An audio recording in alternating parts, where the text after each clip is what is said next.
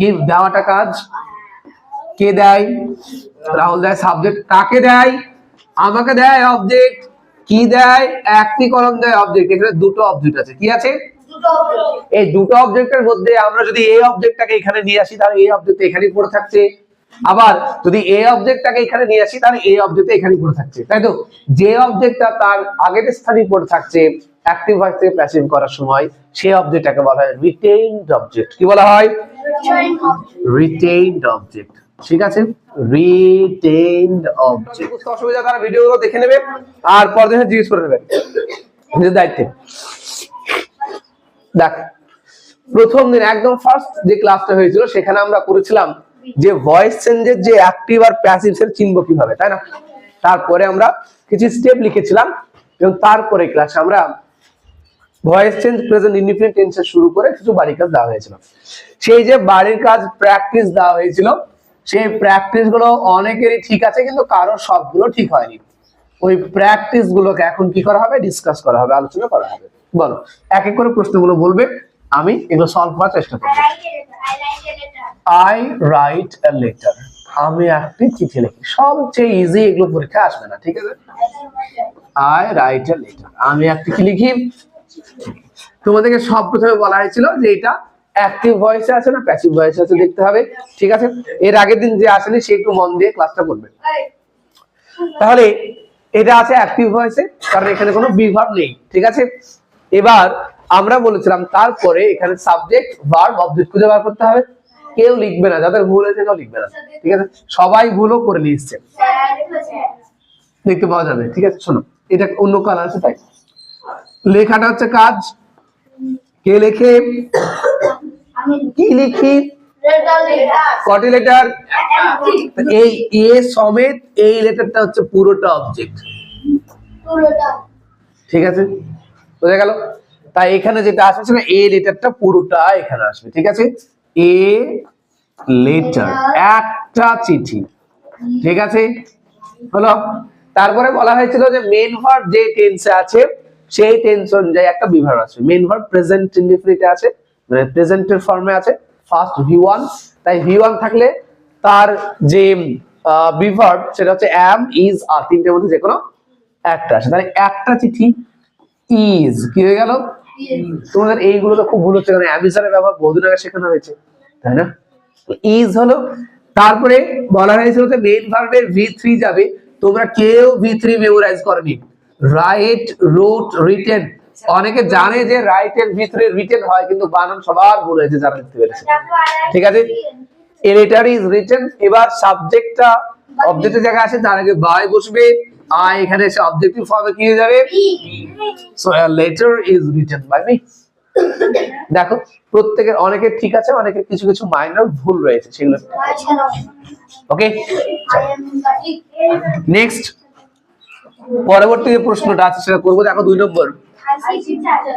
কি ব্যাপার, এটা এত ভেঙে যাচ্ছে, লেখার সময় ভেঙে যাচ্ছে, কি ব্যাপার? বলো, আই সি পিকচার্স। তোমাদের এত ছোট ভুল হচ্ছে যে ভুলগুলোর জন্য বলার কিছু নেই। I see pictures. আচ্ছা, এখানে দেখাটা কাজ। আমি দেখি, কি দেখি? পিকচার্স দেখি। তাহলে পিকচার্স, পিটা ক্যাপিটাল হবে না ক্যাপিটাল হবে না? কারণ একটা সেন্টেন্স সব সময় ক্যাপিটাল দিয়ে শুরু হয়। তোমরা সবাই স্মল দিয়ে করছো কেন? আর যখন দেখছো যে এখানে এস আছে, পিকচার্স এস আছে, তারপরে তোমরা বিভার্ব কেন যে ইজ নিয়ে আসছো আমি তো বুঝতে পারছি না। তোমরা কি অ্যামিজারের ব্যবহার জানো না? তাহলে পিকচার্স আর হয়ে যাবে, কি হয়ে যাবে? আর সি এর থার্ড ফর্ম হচ্ছে see, saw, seen. S double E N হয়, এন। দেখলাম দুই করে এখানে ডি লাগিয়ে দিয়েছে, যে সিড করে দিয়েছে। সিড হলো বীজ হয়ে যায়, ঠিক আছে?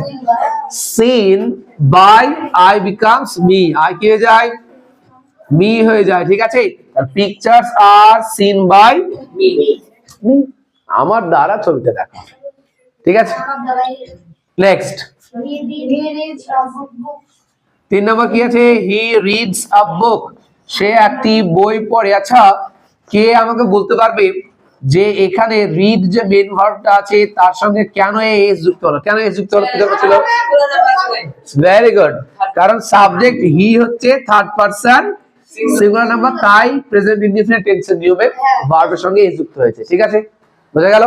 তাহলে এ বুক হচ্ছে আমাদের অবজেক্ট, এ বুক আগে চলে আসলো, এ বুক একটাই তো বই আছে, ইজ রেড এর থার্ড ফর্ম এটাই থাকে, এসটা বাদ চলে যায়, read read read. Okay, by he becomes him, by him, a book is read by him. ঠিক আছে, হ্যাঁ, কার কটা কিরকম কি ভুল হয়েছে, যে জায়গাগুলো ভুল হয়েছে সেই জায়গাগুলো বোঝা যাচ্ছে। একদম বেসিকের ভয়েস চেঞ্জ যেগুলো, এগুলো যার মাথায় ক্লিয়ার ভাবে ঢুকবে না সে কিন্তু ভয়েস চেঞ্জ বাকিগুলো করতে পারবে না, খুব গন্ডগোল লাগবে। ঠিক আছে, যখন এগুলোর ইন্টারোগেটিভ করতে যাওয়া হয় তখন আর একটু গুলিয়ে যাবে। যদি এটা যদি ঠিকঠাক করে না পারো, যেমন ধরো এটাকে আমি বললাম যে আই রাইট এ লেটার, এটা হচ্ছে অ্যাফারমেটিভে আছে তাই না, যদি এটাকে আমি ইন্টারোগেটিভ করি কি হবে, ইজ এ লেটার না আমি আমি আমি এই প্রশ্নটার ইন্টারোগেটিভ, ধরো ইন্টারোগেটিভ আসবে, তখন আমি do I write a letter, এর ইন্টারোগেটিভ কি হবে, যে do I write a letter, আমি কি একটা চিঠি লিখি, বলো এটা ভয়েস নাও, আরো গন্ডগোল লাগবে তোমাদের। আচ্ছা আমি একটা হচ্ছে ভয়েস এক মিনিট, তখন এই যখন এটার ভয়েস শেখাবো তখন আরো গন্ডগোল লাগবে যদি এটার কনসেপ্টটা যদি ক্লিয়ার না হয়। তাই এটার কনসেপ্টটাকে একটু ক্লিয়ার করুন, একদম ইজি জিনিস। ঠিক আছে, পরেরটা আছে দে লাভ ফ্লাওয়ার, তারা ফুল ভালোবাসে, দে লাভ ফ্লাওয়ার আছে না, ফ্লাওয়ার্স আছে, ফ্লাওয়ার তাই তো, যেটাই থাক সমস্যা নেই। তাহলে ফ্লাওয়ার ইজ আওয়ার সাবজেক্ট, আগে চলে আসলে এফটা, এফ এল ও ডব্লিউ ই আর, দেখো শুধু ফ্লাওয়ার আছে, ফ্লাওয়ার্স তো নেই, তাহলে ইজ হবে না, আর হবে is, love third form is loved by them. আচ্ছা দে তো দেম হয়ে যায়, কে একটা হিম বা কি একটা লিখেছিল, কে লিখেছিল, কে একজন লিখেছিল। ঠিক আছে, নেক্সট বলবে, নেক্সট আছে we like sweet, we like sweets, Tanisha বুঝতে পারছো, আমরা সুইটস পছন্দ করি, তাহলে সুইটস আছে তো এস ক্যাপিটাল হবে এবং এস আছে তো সুইটস আর হয়েছে, লাইক এর third form is liked by us, sweets আর লাইকড বাই আস, একদম নেক্সট কি আছে, Bappa sings a song, Bappa sings a song, Bappa, আচ্ছা আচ্ছা, B A P P A, sings a song, Bappa S I N G S, sings a song, Bappa একটা গান গায়, তাহলে কি হবে এটা, এ সং আগে আসলো তাই তো, একটাই তো গান, ইজ বসবে না আর বসবে, is third form of sing is sung, s is sung by. আচ্ছা বাপ্পার বিটা কেন ক্যাপিটাল করছো তোমরা, স্মল কেন রাখছো, স্যার আমি ক্যাপিটাল বলেছি, বাপ্পা বি ক্যাপিটাল হলে যে কোনো নাম, যে কোনো নাম প্রথমে থাক মাঝে থাক শেষে থাক ক্যাপিটালই থাকবে। ঠিক আছে, প্রপার নাউন সব সময় ক্যাপিটালই থাকে। নেক্সট বলো কি প্রশ্ন আছে, বোঝা গেছে না বোঝা নি, তারপরে আছে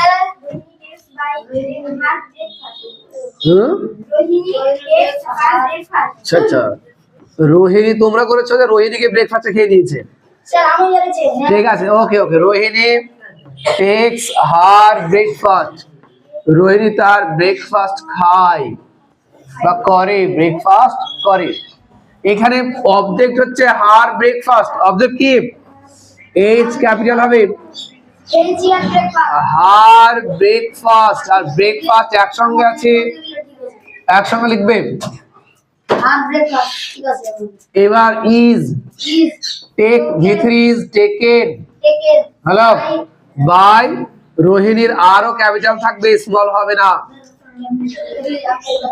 বাই রোহিণী, ঠিক আছে, আর ব্রেকফাস্ট ইজ টেকেন বাই,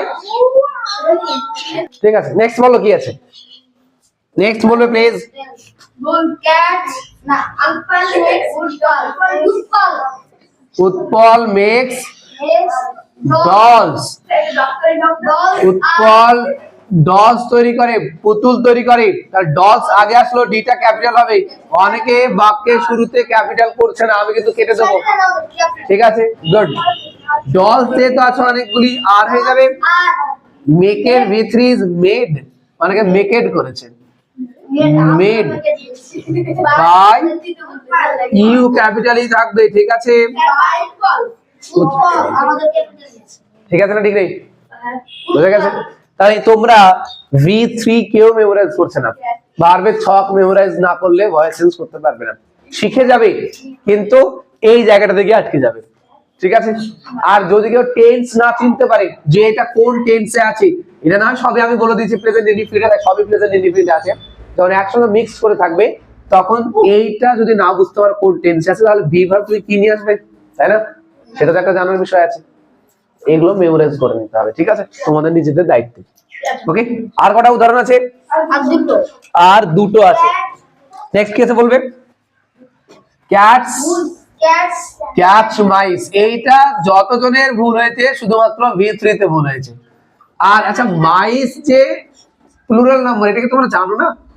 হ্যাঁ, এম আগে আসলো, ঠিক আছে? মাইস যখন আছে তার মানে আর হবে কি হবে? মাউস থেকে মাইস, ঠিক আছে? যেমন লাউস থেকে লাইস, ইঁদুর, অনেকগুলি ইঁদুর, ঠিক আছে? যেমন আন্দিকাকে একা বললে মাউস, আর আন্দিকার সঙ্গে আর তার সঙ্গপন করে দিলে মাইস, ঠিক আছে? বোঝা গেল? অনেকগুলো থাকলে মাইস, তাহলে মাইস আর হয়ে গেল। Catch V3 is caught, CAUGHT, caught, catch, caught, caught, ঠিক আছে? By cats. এখানে সি কিন্তু স্মলে যাবে, ঠিক আছে? It is not a proper noun. Mice are caught by cats. Next বলো কি আছে? Gives me a pen. চলো এখানে আমরা, আচ্ছা এখানে আমরা একটা অবজেক্টের কথা শুনবো, গিভস মি এ পেন, ঠিক আছে? Give me a pen. তোমরা রিটেন অবজেক্টের নাম শুনেছো? ভয়েস চেঞ্জ করতে গিয়ে যদি কোনো বাক্যে দুটো অবজেক্ট থাকে, তাহলে আমরা একটা অবজেক্ট কিন্তু সামনে নিয়ে আসতে পারি, দুটোকে তো নিয়ে আসতে পারি না। যেটাকে সামনে নিয়ে আসবো এবং বাকি যে অন্যটা পড়ে থাকবে তাকে বলা হয় রিটেন অবজেক্ট। এখানে আমরা দেখবো, দেখো এখানে কটা অবজেক্ট আছে বের করে নিই। গিভ, দেওয়াটা কাজ, কে দেয়? রাহুল দেয়। সাবজেক্ট, কাকে দেয়? আমাকে দেয় অবজেক্ট। কি দেয়? একটি কলম দেয় অবজেক্ট। এখানে দুটো অবজেক্ট আছে, কি আছে? এই দুটো অবজেক্টের মধ্যে আমরা যদি এই অবজেক্টটাকে এখানে নিয়ে আসি তাহলে এই অবজেক্ট এখানেই পড়ে থাকছে, আবার যদি এই অবজেক্টটাকে এখানে নিয়ে আসি তাহলে এই অবজেক্ট এখানেই পড়ে থাকছে, তাই তো? যে অবজেক্টটা তার আগের স্থানেই পড়ে থাকছে অ্যাক্টিভ ভয়েস থেকে প্যাসিভ করার সময়, সেই অবজেক্টটাকে বলা হয় রিটেইনড অবজেক্ট। কি বলা হয়? রিটেইনড অবজেক্ট, ঠিক আছে? রিটেইনড অবজেক্ট, রিটেইনড অবজেক্ট বলা হয়, যেটা রয়ে গেল, ঠিক আছে? তাহলে অ্যাক্টিভ থেকে প্যাসিভ করার সময় যদি দুটো কি বলছে অবজেক্টের মধ্যে যে অবজেক্টটা পড়ে থাকে যে জায়গাতেই, তাকে বলা হয় রিটেইনড অবজেক্ট। দেখো দুটোকে আমরা আগে নিয়ে এসে করবো, এটাকে দুটো করে দেবো, যেটা তোমাদের সুবিধা মনে হয় তোমরা সেটা করবে। ওকে, দেখো দুটোর মধ্যে একটা আছে পার্সন, ব্যক্তি, একটা আছে থিং, বস্তু আছে।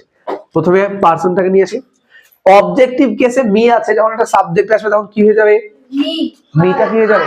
আই হয়ে যাবে। আই এখানে গেলে মি হচ্ছে, এখানে আসলে আবার মি আই হয়ে যাবে। তাহলে এই মি কে এখানে নিয়ে আসলাম, আই হলো, ঠিক আছে? প্রেজেন্ট ইনডিফিনিট আছে, অ্যাম ইজ এর মধ্যে একটা আসবে, আই এর পরে কি বসে? I am. গিভের ভিতরে গিভেন, ঠিক আছে? তারপরে যেটা পড়ে আছে লিখে দাও, I was given a pen. দেখো এই পেন অবজেক্টে ছিল, অবজেক্টই থেকে গেল, ঠিক আছে? বাই রাহুল, আরটা capital. I was given a pen by Rahul. I am, sorry, yes, I am given a pen by Rahul. এটা বোঝা গেছে?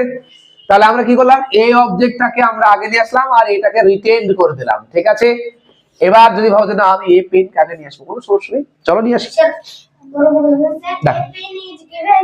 বলেছি এটা ক্যাপিটাল হলো, এ পেন, এবারে একটা কলম, এজ গিভেন হলো, এবার মি পড়ে থাকবে। এবার যদি কোনো ব্যক্তি পড়ে থাকে, যদি কোনো পার্সন বোঝা যায়, তার আগে একটা টু লাগাতে হয়। Given to me by Rahul, এই জায়গাটাতে শুধু একটা রাখতে হয়, একটা জিনিস করতে হয়, সেটা একটা টু লাগাতে হয়। যদি আমরা পার্সনটাকে রেখে দিই, কাকে রেখে দিই? যদি পার্সনটাকে যদি অবজেক্ট হিসেবে রেখে দিই তাহলে একটা টিও টু লাগাতে হবে তার আগে। A pen is given to me by Rahul, ঠিক আছে? বোঝা গেল? যাদের মনে হচ্ছে এই টু ফু দিয়া ঝামেলা, তাহলে এই যারা ব্যক্তি আছে পার্সন, তাকে অবজেক্টটাকে সাবজেক্ট করে দেবে আর এটাকে রিটেন করে দেবে। এইটা বোঝা গেছে? দুটো আনসার হলো। প্রেজেন্ট ইনডিফিনিট ভয়েস চেঞ্জ বুঝতে কার অসুবিধা? বিভার বিষয়ে কি আছে প্রেজেন্ট ইনডিফিনিট টেন্সে? অ্যামেজনের মধ্যে একটা আসবে, তাই তো? এবার আজকে আমরা প্রেজেন্ট কন্টিনিউয়াসে যাব। তোমাদেরকে বলা হয়েছিল যে কন্টিনিউয়াস টেন্সে বি ভার্ব হিসেবে বিং আছে, কি আছে? যে কোনো কন্টিনিউয়াস, প্রেজেন্ট কন্টিনিউয়াসে বিং, পাস্ট কন্টিনিউয়াসে বিং আসবে, ফিউচার কন্টিনিউয়াসে বিং আসবে। ঠিক আছে, আজকে আমরা সেটা করব।